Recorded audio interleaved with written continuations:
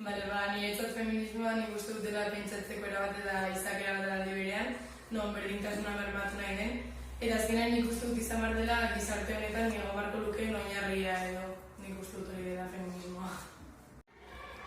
Feminismoa zer den edo galdetzen didazue eta niretzako zer ote den, eta nik esango nuke momentu honetan feminismoa dela nik dudan ikuskera eta bizitzeko eta ikusteko nire modua, eta iruditzen zai gainera egia da berdintasun bat heltzea edo litzatekeela emakumeak eta orain erabiltzen den asterisko horrekin berdintasun batera heldu ahal izateko, eta hor gai asko daudela oraindik lortzeko eta feminismo erabil dezakegula tresnatzat, baita ere berdintasun hori, eta gero hor gai asko aipatuko genituzke, azkenean emakume eta gizonezko esaten hasi garenetik, asterisko honetatik aurrera badagoelako beste binarismo horretatik atira beharko genukeela, eta horrek zer esan nahi duen, eta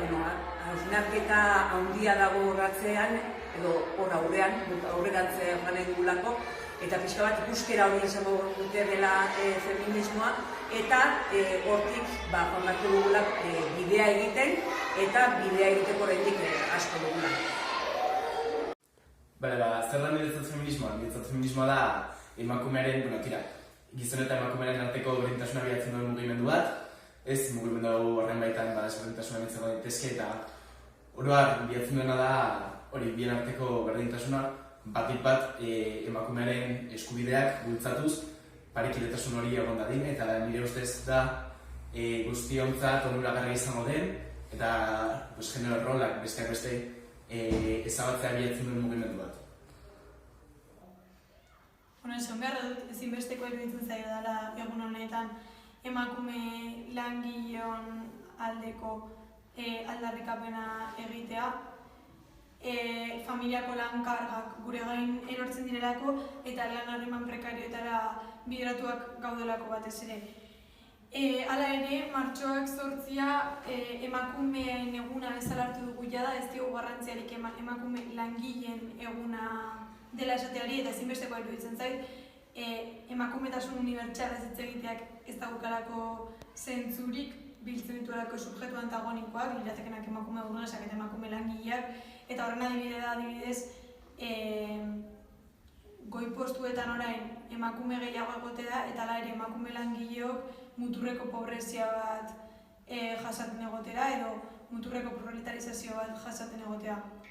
Hortaz, uste dut ezin garela erori instituzioen eta alderdi politiko instituzionalen zurikeria horretan, eta horren aurrean emakume langileon interesak oinarrian izango dituen proposamen bat garatu beharko genukela. Gizarte honetan gizon eta gainera zuri jai gotzearen ditudan rol ero privilegioetaz konturatu arazi nagoen mugimendua izan daiteke feminismoa, eta rol hauek konstantemente ikasi, berrikasi, landu eta eraldatu beharra zoarterazten dauen mugimendua izan daiteke, eta gizarte azkeago batera eramango gaituen mugimendua. Niretzat feminismoa da gizarte honetako partaide eta emakumena izanean definitzen dauen gauza bat.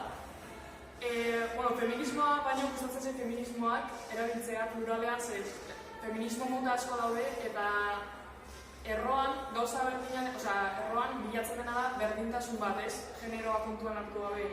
Baina gustatzen zait hor dagoen variedadea onartzea, azkenean feministak ere ez daude denak elkarrekin adoz eta korronte ezberdinak daude. Baina erroan hori da, berdintasun batera iristea, eta niretzat oso garrantzitsua izan zen ulertzeko gizonen eta emakumeen arteko desberdintasun horiek pentsatzen dugunak naturalak direla, azkenak dela kulturan erratuta bezala. Orduan, lagundu zidan ulertzen desberdintasun horiek kentzeko gure gizarte harremanak eta gure kultura bera ere birmoldatu behar direla eta eraldatu behar direla. Eta feminismoa azkenan da bizitzeko modu bat, eta ez da emakumeen kontua bakarrik, da gizarte osoaren ongizatean oinarritzen den pentsamodu bat. Eta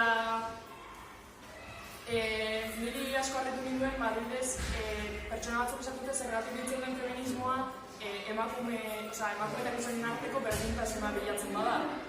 Nire adibidez, egon nintzen ikertzen eta bilatu nuen mugimendu sozialek hartzen dutela hobetu beharreko aspektu horren izena. Horregatik, nola emakumeen egoera den hobetu behar dena edo emakumeen egoera hori den gizonekin parekatu behar dena, horregatik deitzen dela feminismoa.